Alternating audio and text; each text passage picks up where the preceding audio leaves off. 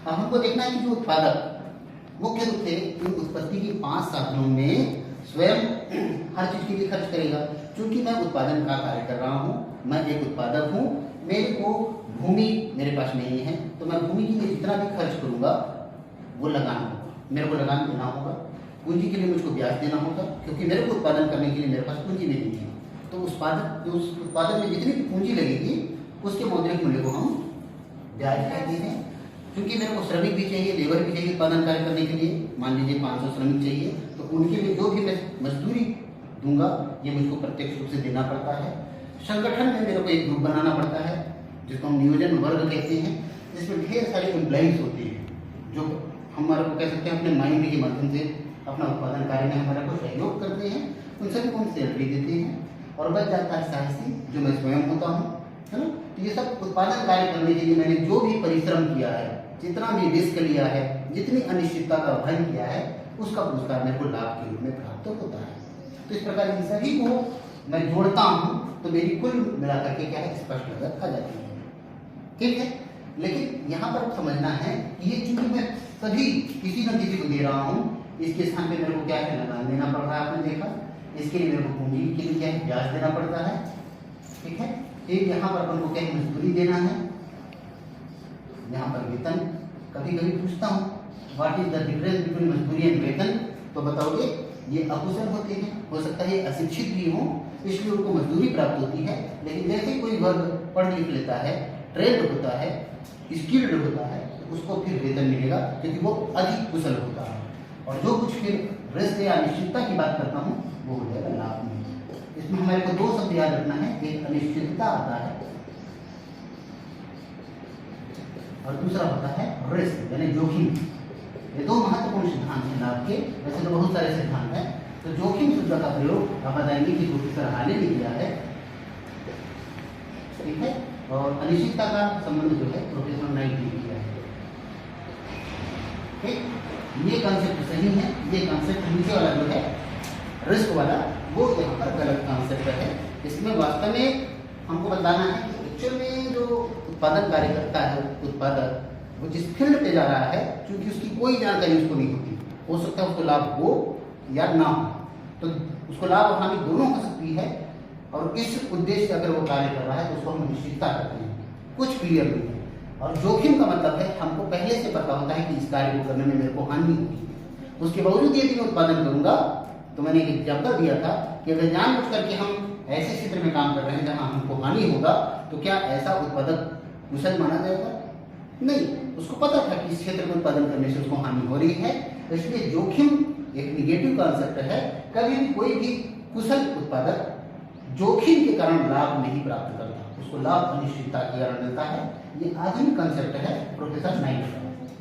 ठीक है, अब हमको देखना है, तो अब ये जितने भी उत्पत्ति के साधन थे, भाई भूमि अगर मैंने किसी से ली है तो मेरे को लगान देना पड़ेगा। यदि उत्पादन कार्य में उस भूमि का प्रयोग मैंने अपनी भूमि का प्रयोग कर लिया तो मेरे को लगान क्या किसी और को देना पड़ेगा? तो नहीं देना पड़ता है। पूंजी अगर मेरे पास स्वयं की होती तो क्या मैं पूंजी का ब्याज दूसरे को दूंगा? या अब मैं चूंकि मालिक हूँ तो मैं ब्याज अपना खुद दूंगा। तो हमको देखना है, इसमें स्टार लगा देता हूँ क्योंकि इसका मालिक मैं खुद हूँ। पूंजी मेरे पास थी इसलिए मेरे को बाहर से लेना नहीं पड़ा, लेकिन उत्पादन में लग तो रहा, लेकिन मेरे को ब्याज नहीं देना पड़ता है, लगान नहीं देना पड़ता है। मजदूरी तो मेरे को भाई वहाँ 500 श्रमिक खुद नहीं बन जाऊंगा, इसलिए मजदूरी तो मेरे को देनी ही पड़ती है, ये स्पष्ट रूप से मेरे को देना पड़ेगा। वेतन, अब अगर कर्मचारी बहुत सारे हैं और मैं उस उत्पादन का स्वयं CEO बन जाऊँ, है ना, मुख्य रूप से मैं ही उसी का डायरेक्टर बन जाता हूँ, तो मेरे को यहाँ पर बहुत सारे वेतन, बहुत बड़ी वेतन किसी दूसरे को नहीं देना पड़ेगा, है ना। तो उसके लिए भी मेरे को पे नहीं करना पड़ता है। लेकिन उसका जो, अगर मैं दूसरे को डायरेक्टर बनाता, दूसरे को CEO बनाता, तो मेरे को सैलरी देनी पड़ती पर्याप्त और बड़ी मात्रा में, तो उसको भी मैंने बचा लिया क्योंकि ऑलरेडी मैं पढ़ करके आया हूँ और मेरे को खुद उसका डायरेक्टर या CEO बनना था। साहसिक लाभ तो मेरे को देना ही पड़ेगा क्योंकि उसी के लिए तो मैं उत्पादन का कार्य कर रहा हूँ। तो हमको देखना है कि उत्पादन में लगने वाले वे सभी घटक जिनके लिए उत्पादन में वो लगते जरूर हैं, लेकिन मेरे को दूसरे हैं उनको पे नहीं करना पड़ता, अस्पष्ट लागत है। उत्पादन में लगते हैं लेकिन मेरे को पे नहीं करना पड़ता है। तो अस्पष्ट लागत का मतलब होता है कि इनमें वे लागतें सम्मिलित होती हैं जो उत्पादन कार्य में लगती हैं, लेकिन एक उत्पादक को दूसरे को नहीं देना पड़ता है, इसलिए वो अस्पष्ट रूप से लागत के रूप में लगी जरूर रहती है, लेकिन पे ना करने के कारण क्या है, उत्पादक को थोड़ा सा इसमें कम आभास होता है इसका। तो इस प्रकार ये हमको जानना है, इकोनॉमिक्स के विद्यार्थी होने के नाते ये तो हमको जानना ही होता है। इसी बीच एक कॉन्सेप्ट आई थी प्रोफेसर मार्शल की, जो कि रियल कास्ट थी। अब रियल कास्ट का कॉन्सेप्ट क्या होता है, तो रियल कास्ट के बारे में हमको बताना है कि प्रोफेसर मार्शल कहा करते थे, ये क्लासिकल कॉन्सेप्ट है, एक प्राचीन विचारधारा है। उन्होंने कहा कि जिस भी कार्य के लिए हमें कष्ट या त्याग ज्यादा, जितना ज्यादा कष्ट होगा उतनी ज्यादा क्या होगी, हमको लागत लगेगी, उतना ज्यादा हमको मूल्य देना चाहिए। जैसे कोई श्रमिक दिन भर परिश्रम करता है, कठोर परिश्रम करता है, तो क्यों ना उसको 100 नहीं 300 रुपये रोजी दी दिया जाए, 500 रुपये रोजी दे दी जाए, क्योंकि उसको कष्ट ज्यादा होता है। लेकिन एक प्रोफेसर, एक कलेक्टर को कितना काम करना पड़ता है, कुछ नहीं, बस बात करना, एक आध दस्तखत करना। तो ऐसे जिसमें कष्ट बिल्कुल कम होता है उसको सैलरी कम मिले। तो ये कॉन्सेप्ट था प्रोफेसर मार्शल का कि कष्ट और त्याग जिसमें ज्यादा करना पड़ता है, जिसकी ज्यादा परिश्रम लगती है, उसको ज्यादा मूल्य देना चाहिए, उसकी लागतें ज्यादा आती हैं। एक मनोवैज्ञानिक कॉन्सेप्ट है ये, जो कि पूरा गलत है, क्योंकि वास्तव में क्या है,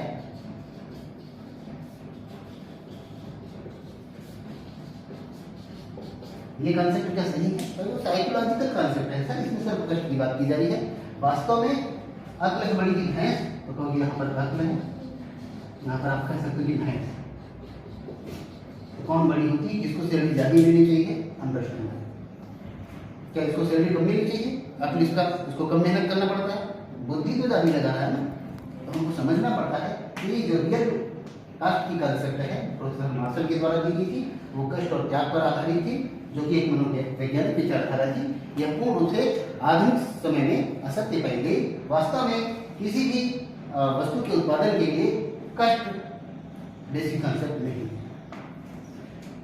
अब तीसरा कॉन्सेप्ट आया था प्रोफेसर हेबरलर का, जो कि अवसर लागत पर आधारित था। अवसर लागत का कॉन्सेप्ट क्या होता है, इसको हम बेस्ट अल्टरनेटिव कहते हैं।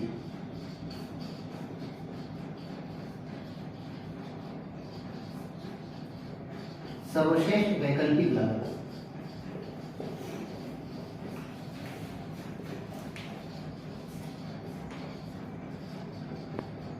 वैकल्पिक का मतलब क्या होता है, थोड़ा सा समझने की कोशिश कीजिए कि जब मैं वैकल्पिक की बात कर रहा हूं, तो हमारे पास मान लीजिए सपोज किसी व्यक्ति के पास ऑफर थे 3 जॉब के लिए। अगर मैं सपोज 3 जॉब के लिए अप्लाई करता हूं, तीनों जॉब में मेरा सिलेक्शन हो जाता है, मान लीजिए एक हाथ प्रोफेसर, उसके लिए मैं सिलेक्शन करता हूं, तो मेरे को मान लीजिए करीब 70,000 रुपये मिलता है पर मंथ, ठीक। लेकिन अगर मैं बैंक में पीओ बन जाता हूं, तो मेरी सैलरी हो जाती है 60,000 पर मंथ। और मान लेता हूं मैं स्टेशन मास्टर बन जाता हूं, तो मेरे को 35,000 रुपये सैलरी मिलती है पर मंथ। अब मेरे पास तीनों ऑफर हैं, मैं सेलेक्ट क्या करूंगा, सीधी बात है, मैं प्रोफेसर बनना पसंद करूंगा। तो ये जो ए का जो कॉन्सेप्ट है 70,000 रुपये पर मंथ, ये मेरी क्या हो जाएगी, अवसर लागत हो जाएगी क्या, तो कहोगे नहीं, ये तो मैं आंख मूंद के सेलेक्ट करूंगा जहां सबसे अच्छी अवसर मिल रहे हैं। बेस्ट अल्टरनेटिव, इसको छोड़ देने के बाद अगर ये जॉब मैं नहीं कर पाता हूं, तो मेरे लिए बेस्ट अल्टरनेटिव क्या है, ये दो में मैं बी और सी में क्या सेलेक्ट करूं, सीधी बात है, ये मेरी बेस्ट अल्टरनेटिव कास्ट है, ये अपॉर्चुनिटी कास्ट है। अपॉर्चुनिटी कास्ट का मतलब होता है, अवसर लागत का मतलब कि जो सर्वश्रेष्ठ विकल्प है उससे जस्ट नीचे वाला, जिसको मैं छोड़कर इसको सेलेक्ट किया हूं, इसको तो मैंने सेलेक्ट करना ही नहीं है, मैं ये दो में एक सेलेक्ट करने वाला हूँ, इसको सेलेक्ट करूंगा क्योंकि इसमें न केवल मेरे को इकोनॉमिक रूप से सैलरी भी अच्छी मिल रही है, इसका ओहदा भी अच्छा है, हालांकि ओहदा तो सबके ठीक है, लेकिन यहाँ पर बताऊंगा कि चूंकि हम ज्यादा प्राप्त कर रहे हैं, इसलिए जो 60,000 है, अगर ये नहीं बनता तो मैं क्या बनता, तो पीओ बनता। तो पीओ या 60,000 रुपये मेरी क्या है, बेस्ट अल्टरनेटिव कास्ट है, अपॉर्चुनिटी कास्ट है, ये कॉन्सेप्ट बताया था। ठीक है, इस प्रकार आज आपने क्या देखा, लागत की अवधारणा और उसके प्रकार, तीनों प्रकार देख लिया, जिसमें मौद्रिक लागत देखा था आपने, वास्तविक लागत जो मार्शल का कॉन्सेप्ट था, जो कि एक मनोवैज्ञानिक विचारधारा थी, फिर आपने एक आधुनिक कॉन्सेप्ट देखा था अवसर लागत, जो प्रोफेसर हेबरलर का था, उसको आप जान रहे हैं कि बेस्ट अल्टरनेटिव कास्ट कहते हैं। और आज इकोनॉमिक्स में जितने भी आधुनिक सिद्धांत हैं वो अवसर लागत पर बेस्ड होते हैं। ठीक, कोई क्वेश्चन आपकी ओर से? Thank you.